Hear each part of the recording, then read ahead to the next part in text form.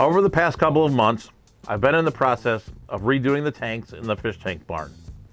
And in that process, I have decided to take one of the tanks and take it back to my roots. One of the first tanks that I ever owned was a 180-gallon saltwater reef tank. This is a picture of this tank back around 2009, 2010. This tank and the lessons that it taught me set the stage for a lot of the other events in my fish keeping hobby.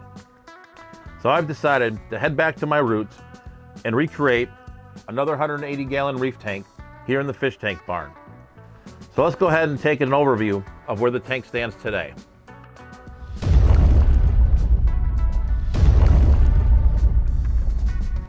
This tank is your typical 180-gallon fish tank with your 6-foot by 2-foot by 2-foot footprint.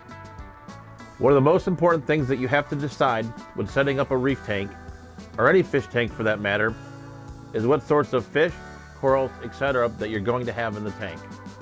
I did decide on the 6-foot footprint because I do want to have tangs, and the 180-gallon tank is a great tank size for both small to medium-sized tanks.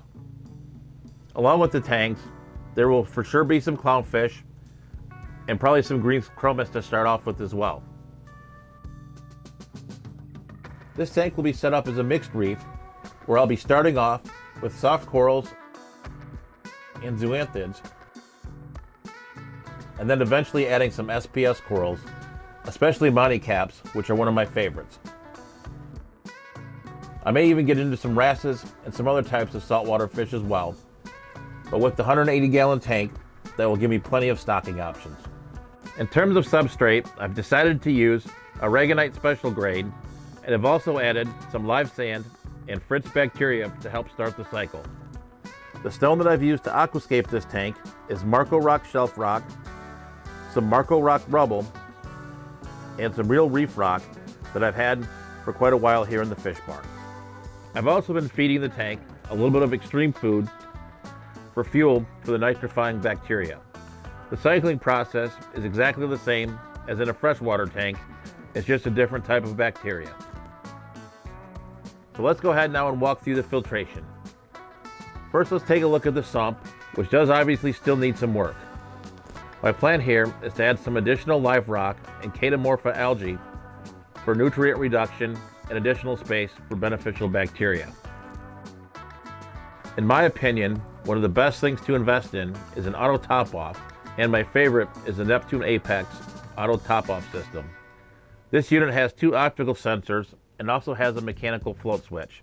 I really do like the redundancy in this system to help keep your tanks from overflowing and keep your salinity correct. Another part of the filtration system for this tank is the protein skimmer, which is a Reef Octopus 5000 series skimmer that I've had for quite a few years. I really do like the adjustability on this skimmer, and it's really been a workhorse for a lot of the different saltwater tanks I've run in the past. Along with the filtration, let's talk about water. I am currently running my water through a push system. I took the RO portion off of an RODI unit that I had and set the system up with 2 sediment filters and a carbon block filter to remove chlorine. From that point, the water that's used for the salt water passes through a deionization resin and into a 55-gallon food grade bucket, which is then used as top off and auto water change water. I'm going to see how this goes. Depending on how this goes, I may have to revert back to a reverse osmosis deionization system. Another really important element of a reef tank is lighting. I was looking for an affordable option considering the large size of this tank, and decided to go with the Reef Bright Lumilite LED light strips. There are 3 total strips in the tank. The first, in the center, is a Lumilite Pro 50/50, which means half blue actinic lights and half white lights. And then on each side of that light are 2 actinic Lumilite fixtures, which are the blue lights. One thing I really do like about this lighting setup is that you can add on to it if I start to get into corals that have higher light requirements. You don't have to buy all the lighting at once, which can get quite expensive, especially with a large tank. To round out the equipment section on this tank, let's talk about flow and heaters. Unlike most freshwater fish, saltwater reef fish do appreciate quite a bit of flow, which I'm providing with this J-Bow power head. So if you were to go out into the coral reefs, you'll notice that the ocean out there does have quite a bit of flow. And having this flow in your reef tank will definitely help with nutrient export. So for heating, I'm using a Finex titanium heater, which I'm running with an Inkbird controller. So I've had this tank now set up for about a week, and it's going through its diatom bloom. So when you set up any saltwater tank, you'll have this diatom bloom for the first week or so that you set it up. It will go away, and the tank will return to its normal state. As I mentioned earlier, there is a lot of work to do still with the sump.